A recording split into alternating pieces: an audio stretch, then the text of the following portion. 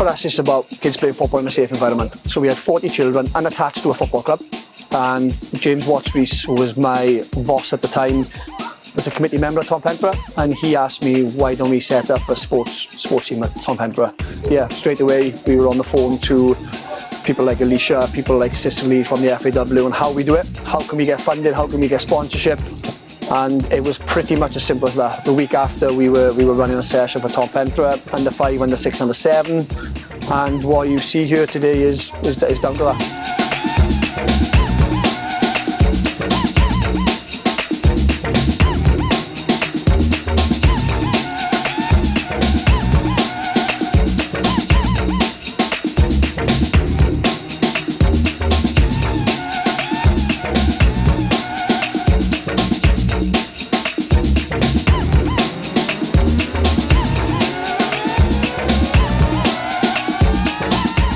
My son's 7, it's his first experience of formal football. We've always had a Kickboxing Park, so he's always had the interest, but this has been the first opportunity for him to put on a club shirt, to have that social aspect with other children, and it's brought him on leaps and bounds. It's been great for his confidence, and yeah, it's been really invaluable to bring him here to take part in football and enjoy the game.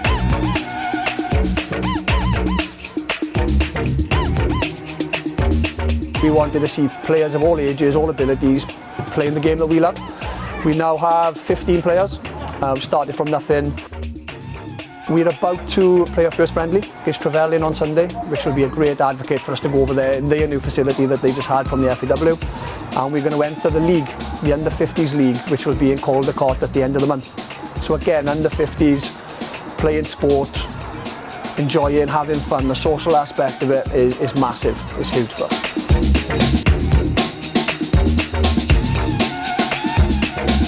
I like coming to Walking Football. My sons and wife come along, so it's good to spend time together, meet different people and get some exercise. I don't get much during the week, so yeah, tonight and on a Sunday usually we come along, have some fun for an hour, have some good exercise and a good laugh together.